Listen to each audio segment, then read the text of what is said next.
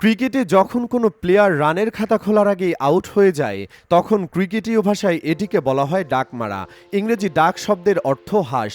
কিন্তু কখনো কি ভেবে দেখেছেন কেন এভাবে একজন প্লেয়ারকে শূন্য রানে আউট হবার পর হাঁস মেরেছেন বলা হয়? অদ্ভুত এই নামকরণটির পেছনে রয়েছে বেশ মজার একটি গল্প।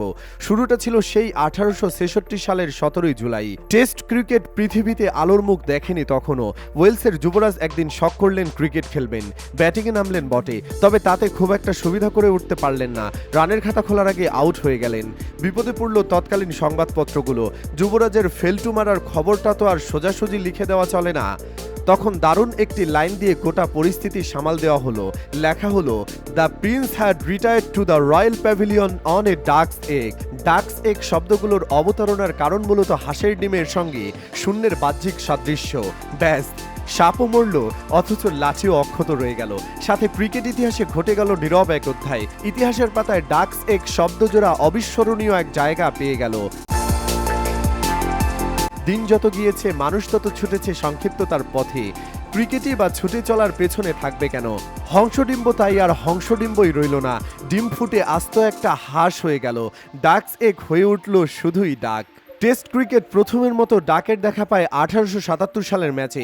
ইংল্যান্ডের জার্সি গায়ে খেলতে নেমে অজি বোলার জেমস লিলি হোয়াইটের বলে অ্যান্ড্রুর গ্রিনউডের হাতে লোপ্পা ক্যাচ তুলে দিয়ে প্রথমবারের মতো সে অভিজ্ঞতা লাভ করেন বিখ্যাত গ্রেগরি পরিবারের অন্যতম সদস্য নেট গ্রেগরি। নিশ্চয়ই সে অভিজ্ঞতায় বিন্দুমাত্র স্বস্তি পাননি নেট। 1977 সালে অস্ট্রেলিয়ার ক্যারি প্যাকার নামে ব্রডকাস্টিং সংস্থা ব্যাটারদের এই ভীষণ মন খারাপের বিষয়টির সঙ্গে জুড়ে দিলেন হাঁসের এক অ্যানিমেশন। এই হাঁসের নাম দেওয়া হলো ড্যাডলস। শিশু কিশোরদের জন্য মজার এক উপকরণ হিসেবে ক্রিকেট সম্প্রচার মাধ্যমে যোগ হয়ে গেল এই অ্যানিমেটেড হাঁস। শূন্য রানের হতাশা নিয়ে ব্যাটার বেচারা যখন প্যাভিলিয়নের পথে হেঁটে যেতেন, টেলিভিশনের পর্দায় তখন তারই সঙ্গে সঙ্গে রাগ ও দুঃখের এক মিশ্র অনুভূতি প্রকাশ করতে করতে হেঁটে যেত হাঁসও। হাঁসের হাতেও থাকতো একটা ব্যাট। শ্রীলঙ্কার মুতিয়া মুরালি ধরনের নাম তো শুনেছেন নিশ্চয়ই। ক্রিকেট ইতিহাসের অন্যতম সেরাই স্পিনার, কিন্তু ব্যাটার হিসেবে নেমে 59 বার শূন্য রানে আউট হয়েছেন।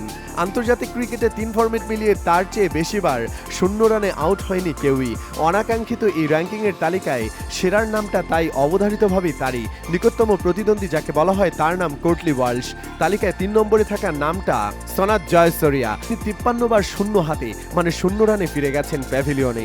আন্তর্জাতিক ক্রিকেট ইতিহাসে এই 3 জন ছাড়া আর কারোরই শূন্যের অর্ধশতক নেই।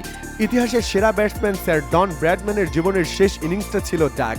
পরে হিসাব নিকাশ করে দেখা গেল তিনি যদি মাত্র 4টি রান করতেন ওই ইনিংসে, তাহলে তার ক্যারিয়ারের ব্যাটিং গড় হতো 100।